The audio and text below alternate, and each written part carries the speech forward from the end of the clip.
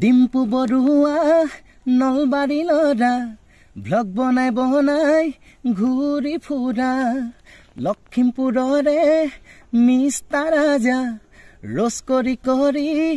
ৰাইজ হহুৱা ডিম্পু বৰুৱা নলবাৰী ল'ৰা ব্লগ বনাই ঘূৰি ফুৰা লখিমপুৰৰে মিষ্টাৰ ৰাজা ৰস কৰি ৰাইজ হহুৱা মানে হৈছে তাল ৰাগ ৰা মানে হৈছে ৰাগ তাল ৰাগ জড়িত কৰি পেলাই তাৰাটো মানে লৈ আহিলে এটা প্ৰটেল চেনেলে মই যিহেতু নামটো বাৰু ইয়াত নকওঁ সেই চেনেলটোৱে সেই গীতটি মোৰ পৰা মনে নি পেলাই মোৰ চেনেলৰ পৰা ইউটিউব চেনেলৰ পৰা নি তেখেতলোকে দিলে একেদিনে 1.1 মিলিয়ন মানুহে চাইছে সেই গীতটি এতিয়া যিটো যাৰ প্ৰতিভা আছে তাক আচলতে বিকাশ কৰিব লাগে আগুৱাই নিব লাগে নমস্কাৰ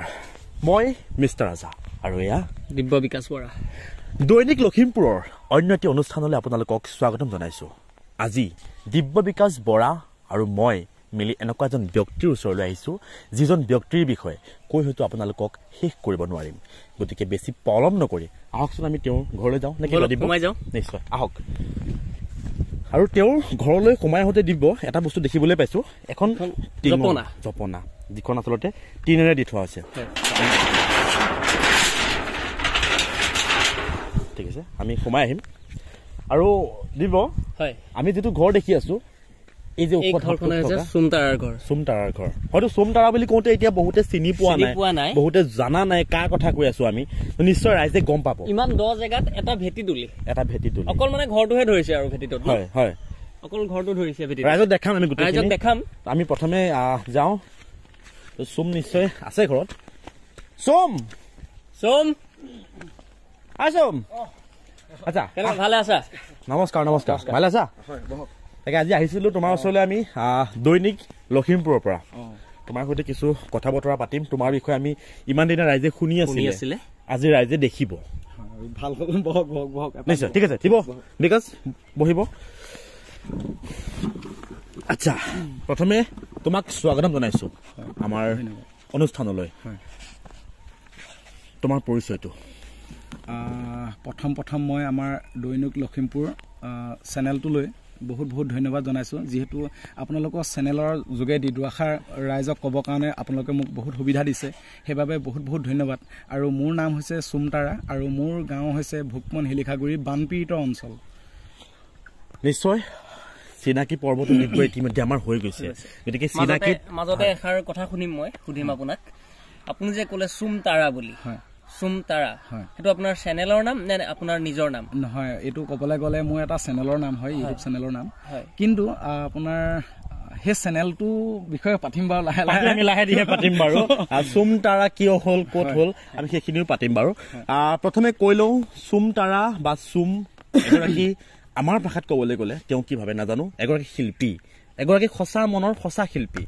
আজিৰ তাৰিখত এনেকুৱা বহুত শিল্পী দেখিছো শিল্পী শব্দটোক আচলতে অপমান কৰা হ'ব সেইবিলাকক শিল্পী বুলি ক'লে এনেকুৱা বহুত মানুহ দেখিছো হয়নে দিব যিয়ে দুটা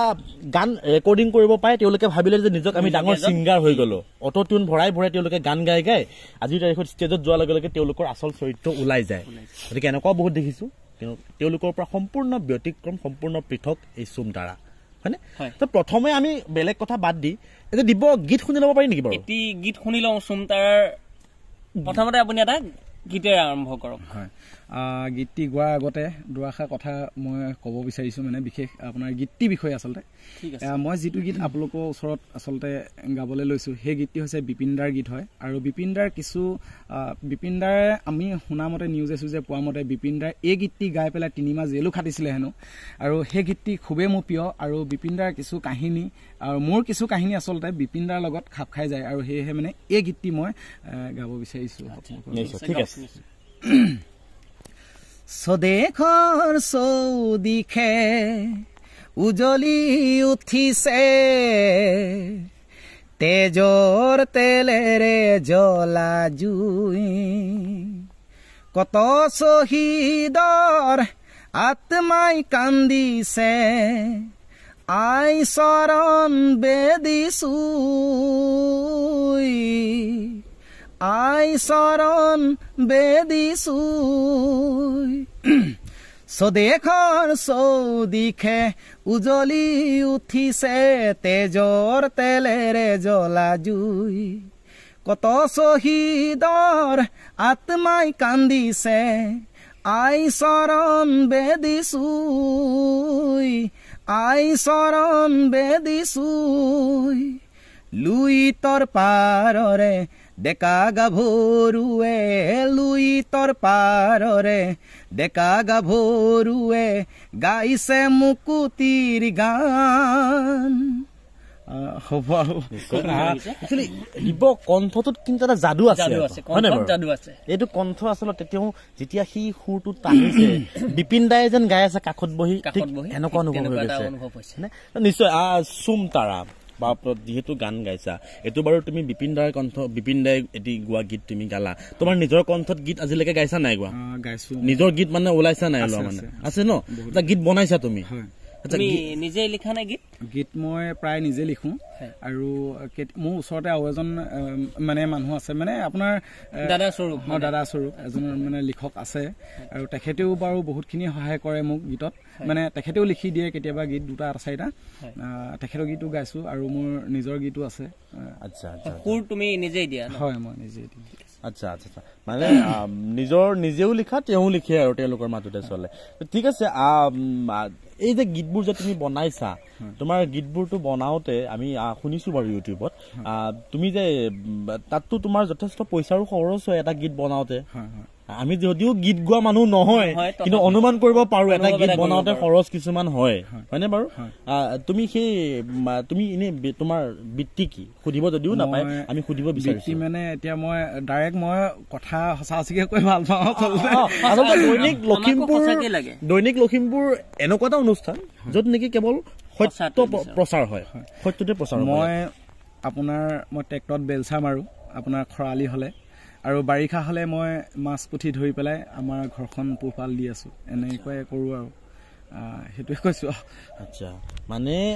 আমি একচুয়ালি কথাটো যদি কবলৈ যাওঁ তুমি মানে ধৰি লোৱা সেই আৰু সৰু সৰু কিছুমান কৰ্মক লৈ তুমি নিজৰ জীৱনটো চলাই আছা তোমাৰ ঘৰত পৰিয়াল মোৰ ছোৱালী দুজনী আৰু মানুহগৰাকী মই হিমানে 4টা পৰিয়াল আচলতে পোহপাল দি থাকিব লগা হৈছে সেই সৰু সৰু কিছুমান বৃত্তিক লৈ কিমান টকা উপাৰ্জন কৰা দিনটোত মানে আপোনাৰ যদি খৰালি যদি হয় তেতিয়া আপোনাৰ 250 পৰা আৰম্ভ কৰি 450 লৈকে পাওঁ কেতিয়াবা নহলে প্ৰায় গড়পাত্তা হিচাপে ক'বলৈ গ'লে 300 350 টকাটো মই পাওঁ কিন্তু বাৰিষা কালত অকমান বেছি হয় যিহেতু মোৰ নিজৰো জালজুৰি আছে আচ্ছা মাছৰ সিজনত হয় তেনেকুৱা টাইমত আপোনাৰটো জেঠ আহাৰতটো আপোনাৰ মাছটো মাৰিবই নে বন্ধ কৰি থোৱা থাকে সেই টাইমতটো অসুবিধা হয় বাৰু অলপ তেতিয়াও ট্ৰেক্টৰত যাবলগীয়া হয় আৰু যিহে গৰম হয় জেঠমহীয়া গৰমৰ সকলো কথাটো আপোনালোকে গম পায় কাহিনীটো তেনেকে আৰু হেৰি কৰি আছো আচ্ছা দিব তুমি এইখিনিতে এটা কথা মন কৰিছানে বাৰু তেওঁ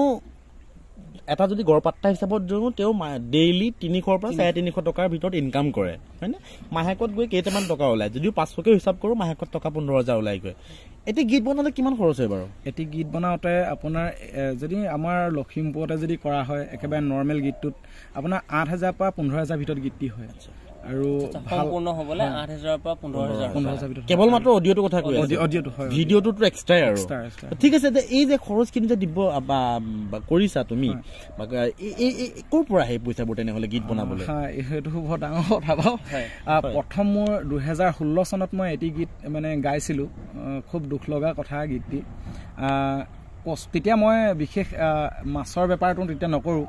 মাছ চাছ নধৰোঁ মানে সিমানটা কচু নলটেঙা ঢেকীয়া এনেকৈ বিচাৰি পেলাই আপোনাৰ হেৰিয়লৈ বজাৰলৈ নিওঁ আমাৰ এইকণতে আজাদ বজাৰ শনিবাৰ বজাৰ বহে তাতলৈ নিওঁ আৰু সেইবিলাক বেছি মেলিয়ে মানে ধৰক আকৌ খা খালি হ'লে মানে এনেকৈ মই আপোনাৰ প্ৰায় 14 চনৰ পৰা পইচা 1 টকা 2 টকা 1 টকা 2 টকাকৈ গোটাই এই পইচাটো ৰাখিছিলোঁ মই আৰু লাষ্টত সময়ত মই এখন চাইকেল বেচিছোঁ চাইকেল বেচি সেই 16 চনৰ গীতটি বনাইছোঁ আৰু তাৰ পাছতো আপোনাৰ মই 2023 চন 22-23 চনৰ ভিতৰ মাজৰ ভাগত মানে আপুনি এটি গীত মই আকৌ বনাইছিলোঁ যিহেতু আমাৰ অসমৰ কিছু মোৰ ভাল লগাৰ ইউটিউবাৰসকলৰ বিষয়ে মই সেই গীতটি বনাইছিলোঁ সেই গীতটিত মোৰ 4জনী ছাগলী আছিলে ঘৰত সেই 4জনী ছাগলী বেচি পেলাই সেই গীতটি বনালোঁ ঠিক আছে আপুনি প্ৰথম যিহেতু 2016 চনত এটি গীত গাইছিলে ন হয় সেই গীতটো আমি এবাৰ অকণমান গুণগুণাই দিলে ভাল পাম হয় গুণগুণাই দিছো বাৰু সেই গীতটোৰ আৰুতো বহুত কাহিনী আছে নহয় জানো থাকে বাৰু হয় হুবন হিৰি ধৌৱে পাই বহুত নাও ডুবালে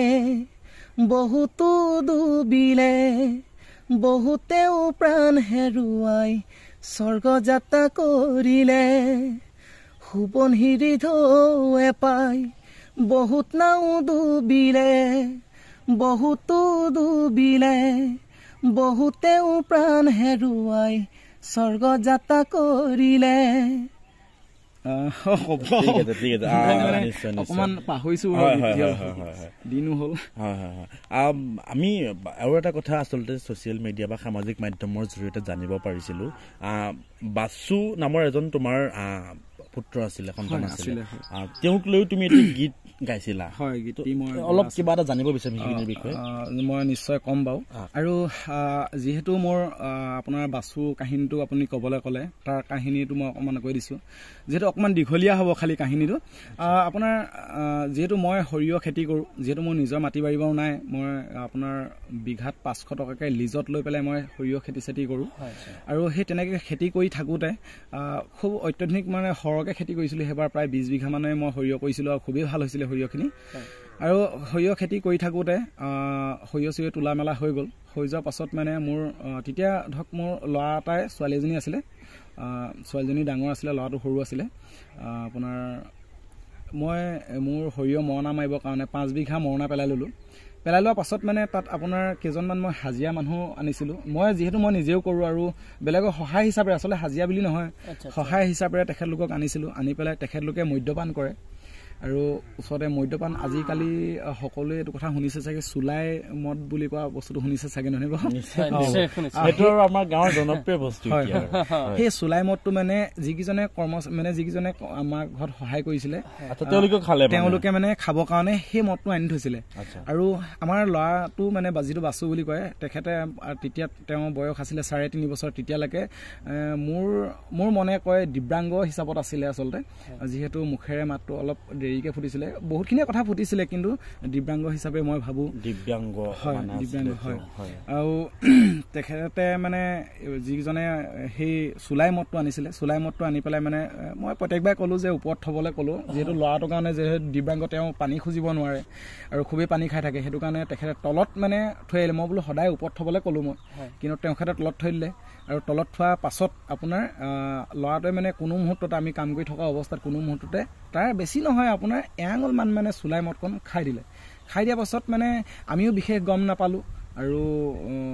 মাকৰ গাখীৰ খোৱা ল'ৰা আছিলে যিহেতু মাকৰ গাখীৰ খাই দিলে আৰু পাছত ডক্টৰে কোৱা মতে ফুড পয়জনৰ নিচিনা এনেকুৱা কিবা এটা হৈ গ'ল বুলি কোৱা শুনিলোঁ আৰু ল'ৰাটো প্ৰায় ডিব্ৰুগড় ICUত মানে 10 দিন ৰাখিলোঁ মই আপোনাৰ ডিব্ৰুগড় মেডিকেলত আৰু তাৰপিছত মানে হয় আচলতে সেইটো কাৰণেই কওঁ যিসকল এতিয়া আপোনালোকে অতি দিব আমি কথাখিনি শুনি এটা কথা অনুমান কৰিব পাৰিলোঁ চুলাই বস্তুটো আচলতে এই ধৰণৰ মদ্যপান বা এই ধৰণৰ মাদক দ্ৰব্যবিলাকেও আচলতে যে হানিকাৰক হয় তাৰ দৰে এটা উদাহৰণ জ্বলন্ত প্ৰমাণ আচলতে এয়া কোনো কমেডি ভিডিঅ' বা এয়া কোনো এটা এণ্টাৰটেইনমেণ্ট বা পেৰডি ইণ্টাৰভিউটো নহয় যিহেতু এইখিনি সম্পূৰ্ণ সত্য কথা কৈ থকা হৈছে গতিকে আপোনালোকে বুজি পাইছে ঠিক আছে তুমি তেওঁক লৈ এটি গীত ৰচিছিলা সেই গীতটোকে এবাৰ শুনিব বিচাৰিম সেই গীতটো যিহেতু এতিয়ালৈকে ৰাইজৰ মাজত তুমি এৰা নাই অলপ অসুবিধা নহয় ন একো অসুবিধা নহয় মই গাব পাৰোঁ মাজৰ কলি এটাকে গাই দিছোঁ মোৰে নৈ কপালত বিধাতাই কি লিখিলে মৰমৰ ঘৰখনি মাৰুলি ভাঙিলে তোলৈ মনত পৰি বুকুখন বিষাইছে জীয়াই থাকোঁতেই হলো মৰাৰ দৰে সান্তনা দিব মোক কোনে মোৰ বাসু হৈ সান্তনা দিব মোক কোনে আৰু বহলাই যাব নোৱাৰো বিশেষ বেয়া লাগে নিশ্চয় একো নাই ৰেকৰ্ডিং কৰোতে গীতটি মই দুখ লগাকে গাইছিলো মানে চকু মানে নিগৰি আহিছিলে সেইটো মই বুজি পাইছো ইয়াৰ অনুভৱটো আমি বুজি পাইছো একো নাই তেওঁ য'তেই আছে শান্তিৰে থাকক আমি তাৰেই কামনা কৰিছো ঠিক আছে আপুনি যে এই গানসমূহ গাইছে বা লিখিছে তো ভৱিষ্যতে আপুনি গানক লৈ কিবা আশা কৰে নে আশাটো মই আপোনালোকক এটা কথা কওঁ যিহেতু মোৰ যদি একো নহয়গে মানে হলেও নহলেও গানক লৈ মোৰ জীৱনটো গানৰ ওপৰত মানে বিলীন হ'বলৈ মন আছে বিশেষ আৰু গীত মই কেতিয়াও জীৱনত নেৰিম চাগে মোৰ ভুল হ'বও পাৰে বা শুদ্ধ হ'বও পাৰে মই নাজানো কিন্তু চেষ্টা কৰি আছো আৰু আচলতে চুমৰ কণ্ঠত যিটো যাদু আছে তাত অলপ যদি চেষ্টা কৰে নিশ্চয় তেখেত উচ্চ শিখৰ পাবগৈ আৰু চুমে আজিলৈকে কেতিয়াবা ষ্টেজ প্ৰগ্ৰেম কৰিছা নাই মই ষ্টেজ প্ৰগ্ৰেম কৰি নাই কৰিব মন নাযায় নেকি নিশ্চয় প্ৰগ্ৰেমটো কিয় কৰিবলৈ মন নাযাব নিশ্চয় মানুহৰ মাজত আচলতে চুম ওলাই যোৱা নাই মানুহে গম পোৱা নাই সেইটো কাৰণে আচলতে থাকি গৈছে আজিকালি বহুত এনেকুৱা শিল্পী ওলাই গৈছে যোনে তোনে যাক তাক য'ত ত'ত মাতি দিয়ে ষ্টেজ প্ৰগ্ৰেম কৰিবৰ কাৰণে কিন্তু মই ৰাইজক অনুৰোধ কৰো যে যদি চুমক মাতে নিশ্চয় আপোনালোকে সেই অনুষ্ঠানটোত এটা খুব ধুনীয়া অনুষ্ঠান হ'ব সেইটো খুব ধুনীয়া এটা অনুষ্ঠান কৰিব পাৰিব যিহেতু আমি চুমৰ বিষয়ে যথেষ্ট কথা গম পালো চুমে যথেষ্ট এজন পৰিশ্ৰম কৰা ব্যক্তি তেখেতে ট্ৰেক্টৰত বেলচাও মাৰিছে তেখেতে নৈত গৈ মাছো মাৰিছে তেখেতে বিভিন্ন কাম কৰি নিজৰ জীৱিকা তেখেতৰ নিজৰ ঘৰখন পোহপাল দি আহিছে গতিকে এইখিনিলৈকেতো আমি ইতিমধ্যে গম পালো ৰাইজে গম পালে এতিয়া আমি অলপ বেলেগ এটা দিশলৈ যাওঁ আমি যে কৈ আছিলো সোমাই আহোঁতেই সামাজিক মাধ্যমত খুবেই আমি দেখিবলৈ পাইছিলোঁ বহুতে হয়তো নাজানে কিন্তু আমি কিছু লোকে গমো পাইছিলোঁ দেখিছিলোঁ চুম সামাজিক মাধ্যমত যথেষ্টৰূপে ভাইৰেল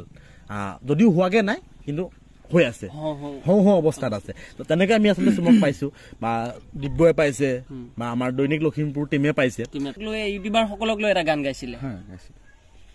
আচ্ছা তেখেতে ইউটিউবাৰ সকলক লৈ গীত গাইছিলে তাৰ আচলতে সৌভাগ্য হৈছিলে অভাজনৰো অকণমান স্থান পোৱাৰ ঠিক আছে আমি সেই গীতটো এবাৰ শুনিলো তাৰ পাছত আমি ইউটিউব জাৰ্ণিটোৰ বিষয়ে সুধিম বা ফেচবুক ইউটিউবত তেখেত কেনেকৈ আহিলে বা চুম তাৰা ক'ৰ পৰা আহিলে তাৰ আগতে আমি সেই গীতটো এবাৰ অকণমান শুনিম নিশ্চয় মই গাবলৈ চেষ্টা কৰিম বাৰু ডিম্পু বৰুৱা নলবাৰী ল'ৰা ব্লগ বনাই ঘূৰি ফুৰা লখিমপুৰৰে মিষ্টাৰ ৰাজা ৰচ কৰি ৰাইজক হোৱা বাৰু যিটো দিন হৈছে গীতটো তেখেতে পাহৰি যাব পাৰে অলপ নহয় জানো পাহৰিছো বাৰু নিশ্চয় বাকী এতিয়া সামাজিক মাধ্যমৰ বিষয়ে অলপ সোধো চুম তাৰা ক'ত কিয় কি কাৰণে বিখ্যাত ছচিয়েল মিডিয়াত হঠাৎ কেনেকৈ ছ'চিয়েল মিডিয়াৰ মানে প্ৰথম মই ইউটিউব চেনেল এটা খুলিছিলোঁ আপোনাৰ 22 চনমানত এই ইউটিউব চেনেলটো মই ৰেডি কৰিছিলোঁ আপোনাৰ তাত ভ্লগ কমেডি এনেকুৱা কিছু আপলোড কৰিছিলোঁ মই আৰু তেতিয়া মই বিশেষ আপোনাৰ এডিট কৰিব নাজানো মানে ভিডিঅ'টো যিটো এডিট কৰে যে সেইটো কৰিব নাজানো তেতিয়া মই ওচৰৰ এজন ল'ৰাক মানে মাতি আনি পেলাই মই এডিট কৰাইছিলোঁ আৰু মোৰ পঢ়া শুনা একেবাৰে কম যিহেতু মই ক্লাছ 5 মানলৈকে গৈছিলোঁহে তাৰপৰা আৰ্থিক মানে অভাৱৰ কাৰণে মই পঢ়া শুনাটো নাইকিয়া হৈ গ'ল আৰু ঢেৰ কিছুমান ভিতৰুৱা কাহিনীও থাকে ইয়াৰ ওপৰত পঢ়া শুনা লৈ পেলাই আৰু সেইটো কাৰণে মানে যিজন ল'ৰাই এডিট কৰি থাকোঁতে মই গৰম দিনত এডিট কৰে তেখেতে মই ওপৰ পৰা এনেকৈ বিচনি দি পেলাই বিচি পেলাই মই চাই থাকোঁ ক'ত কেনেকৈ এডিট কৰে বিশেষ আপোনাৰ ইউটিউব জগতত কাম কৰিবলৈ গ'লে মোৰ হিচাপত আপোনাৰ এডিট কৰাটো অকণমান লাগিব এডিট কৰিব জানিব লাগিব বুলি ভাবোঁ মই আৰু থাম্বনেইল আমি এনেকুৱা অন্যান্য ধৰক টেকনিকেল কিছু কাহিনী থাকে সেইবিলাক বাৰু হয় আৰু সেই চেনেলটো আপোনাৰ মই বেছি দিন চলাব নোৱাৰিলোঁ কিছু অকণমান অসুবিধাৰ কাৰণে চেনেলটো এৰিবলগীয়া হ'ল তাৰ পাছত মই আমাৰ ওচৰৰে মৰমৰে আৰু মোৰ খুবেই প্ৰিয় মিষ্টাৰ ৰাজাই মোক এটি খুব ধুনীয়া চেনেল খুলি দিলে যিহেতু মোৰ আগৰ চেনেলটো তেখেতে চাইছিলে চোৱাৰ কাৰণে ভ্লগত সিমান এটা ধৰক মই তেতিয়া বিশেষ নাজানো যে আৰু তেখেতে মোৰ গীত শুনিলে তেখেতলোকৰ ছেটআপত গৈ মই এদিন গীতো গাইছিলোঁ তেখেতে ভাল পালে তেতিয়া তেখেতে মানে মাইণ্ড কৰিলে যে তুমি গানৰ চেনেল এটা খোলা যিহেতু গীতো গাবা ৰকে গাবা ভাল লাগিব এনেকৈ বুলি ক'লে আৰু মই তেনেকৈ চেনেল এটা খুলিলোঁ আৰু নাম দিবলৈ তেতিয়া মোৰ ওচৰত অকণমান জমনিমূৰীয়াও কথা নামটো মানে চেনেলটো যে মই নাম কি দিম সেইটো মানে মই বিচাৰি পোৱা নাই চেনেলটো খুলিবহে নামটো কি দিব সেইটো মানে জ্ঞাত নহয় হয় তাৰপৰা তেতিয়া আপোনাৰ চুমটোতো মোৰ ভাগৰ অলৰেডি হৈ আছে নামটো আৰু পাছত চুমৰ পাছত এতিয়া যেনেকৈ মিষ্টাৰ ৰাজা উপাধি এটা লাগিব তেতিয়া মানে ঘপকেনে মিষ্টাৰ ৰাজাই ভাবি পেলাই ক'লে যে তাৰা তাৰা মানে মই তেতিয়া সুধিছো যে তাৰা মানে কি হ'ব পাৰে তেতিয়া তেখেতে কৈছে তা মানে হৈছে তাল ৰাগ ৰা মানে হৈছে ৰাগ তাল ৰাগ জড়িত কৰি পেলাই তাৰাটো মানে লৈ আহিলে মানে যিহেতু সংগীতৰ লগত জড়িত কাৰণে তাল আৰু ৰাগ আৰু সেই চেনেলটো কাৰণ প্ৰায় আপোনাৰ বৰ্তমান মোৰ বেছি নাই তাত আপোনাৰ ফেন ফ্লয়িং আপোনাৰ আছে আপোনাৰ 5,000 জন হৈ আছে আৰু 2-3টা মান কম 5,000 জন হৈছে মনিটাইজো হ'ল ইতিমধ্যে আমাৰ মিষ্টাৰ ৰাজাই কৰি দিলে সেইখিনি কাম তাৰ পাছতো এখন প্ৰেছ তেখেতে খুলি দিলে যে প্ৰেজতো কাম কৰ ভাল লাগিব তেতিয়া মই চিন্তা কৰিলোঁ মই এটা টাইমত আপোনাৰ ইউটিউব চেনেলটো অকণমান দবি যোৱাৰ নিচিনা গৈছিলে অকণমান মই তাত কিছুমান আইডেণ্টি প্ৰুফ খোজে যে দিব পৰা নাছিলোঁ তেনেকুৱাত মানে অকণমান প্ৰব্লেম এটা হৈ গৈছিলে তেতিয়া মানে মিষ্টাৰ ৰাজাই ক'লে যে অকণমান তোমাৰ টাইম লাগিব এইটো ভাল হওঁতে তুমি এখন প্ৰেছ খুলি লোৱাচোন প্ৰেজতো তোমাৰ গীতবিলাক ভাইৰেল হ'ব পাৰে তেতিয়া এখন প্ৰেজ তেখেতেই খুলি দিলে মিষ্টাৰ ৰাজাই তেখেতে খুলি দিলে আৰু তাত মই প্ৰথম বহুতকেইটা গীত হেৰি কৰিলোঁ তাৰপিছত মোৰ মাইণ্ডলৈ টাইম লৈ পেলাই এনেকুৱা এটা আহিলে যে মই জোনমণি ৰাভাক লৈ পেলাই এটি গীত বনাইছিলোঁ তেতিয়া এটা পৰ্টেল চেনেলে মই যিহেতু নামটো বাৰু ইয়াত নকওঁ সেই চেনেলটোৱে সেই গীতটি মোৰ পৰা মনে নি পেলাই মোৰ চেনেলৰ পৰা ইউটিউব চেনেলৰ পৰা নি তেখেতলোকে দিলে একেদিনে 1.1 মিলিয়ন মানুহে চাইছে সেই গীতটি এতিয়া চাগে প্ৰায় 2-3 মিলিয়ন মান হৈ গ'ল চাগে গীতটি বিশেষ মই নাজানো বাৰু তাৰ পাছত মই তেতিয়া সেই তেখেতক মিষ্টাৰ ৰাজা ভিডিঅ' কিছুমান চাওঁ আপোনাৰ ডাবুল কৰি পেলাই ভিডিঅ' বনাই নে তেতিয়া মই ট্ৰেণ্ডিং ফ্ল' কৰি পেলাই চালোঁ ট্ৰেণ্ডিং ফ্ল' কৰোঁতে তেতিয়া কি কয় মই ভালকৈ নাজানো কৈ দিছোঁ আৰু 12 জন আপোনাৰ দেৰগাঁৱৰ 12 জন লোক যে আপোনাৰ মৃত্যুৰ মুখত যে পৰিছিলে তেখেতলোকক প্ৰণাম জনাই এটি গীত বনালোঁ মই গীত বনোৱাৰ পাছত মই ৰাজাদাক সুধিলোঁ সেই গীতটিত মোৰ প্ৰায় 4 লাখ ভিউৱাৰ্ছ আহিছে তাৰপাছত মই সুধিলোঁ যে এইটো মোৰ 4 লাখ আহিলে তেতিয়া মোক তেখেতে ক'লে যে তুমি তেনেকুৱা ষ্টাইলৰ আৰু এটি গীত বনোৱা খুব ভাল লাগিব সেইটো গীত বুলি ক'লে তেতিয়া মই আপোনাৰ এই 10,000 যে পইচা যে পাব বাইদেউসকলে আপোনাৰ উদ্যমিতা আঁচনি যে এতিয়া লাখপতি বাইদেউ বুলি কয় হয় তেখেতলোকক লৈ পেলাই মই চৰ্চা কৰি পেলাই এটি গীত বনালোঁ সেই গীতটি মোৰ আপোনাৰ 3 দিনত 1.1 মিলিয়ন মানুহে চালে খুব ভাল লাগিলে আমাৰ আপোনালোকৰ যোগেদিও মানে তেখেতলোকে যদি এই ভিডিঅ'টো চাই আছে বহুত ধন্যবাদ আপোনালোকে যিকণ মৰম দিছে সেইটোৱে ক'লো আৰু ধুনীয়া এটা আচলতে তোমাৰ জাৰ্ণি আৰু ময়ো ঠিক আচলতে যিহেতু মোৰ কথা ঘপকে ওলাই গ'ল সেইকাৰণে কৈ দিলোঁ আৰু যিহেতু যাৰ প্ৰতিভা আছে তাক আচলতে বিকাশ কৰিব লাগে আগুৱাই নিব লাগে আৰু আজিৰ তাৰিখত প্ৰতিভা বিকাশ কৰা একমাত্ৰ ৰাস্তাটোৱে হৈছে সামাজিক মাধ্যম ছ'চিয়েল মিডিয়া ধন্যবাদ চুম ইমানখিনি সময় আমাক দিয়াৰ বাবে যথেষ্ট ধন্যবাদ ভাল লাগিলে আজি তোমাৰ সৈতে আহিলোঁ তোমাৰ ঘৰলৈ আহিলোঁ আৰু এইখিনিতে আমি তোমাক বিদায় দিলোঁ তো দৰ্শকসকলে নিশ্চয় আজিৰ অনুষ্ঠানটো চালে আৰু চাই অনুমান কৰিব পাৰিলে অনুভৱ কৰিব পাৰিলে আচলতে যদিহে মনত উৎসাহ থাকে আৰু সঁচা যদি টেলেণ্ট থাকে তেতিয়া কৰিব নোৱাৰা কাম একোৱেই নাই সকলো কৰিব পাৰে দিব গতিকে আমাৰ আজিৰ অনুষ্ঠানটোৰ পৰা আজি আমি বিদায় মাগো নে কি কোৱা আমি বিদায় মাগো আৰু এনেকুৱা ধৰণৰ অনুষ্ঠান লৈ দিব্য বিকাশ আৰু ৰাজা আহি আছো আপোনালোকৰ মাজলৈ দৈনিক লখিমপুৰ চাই থাকিব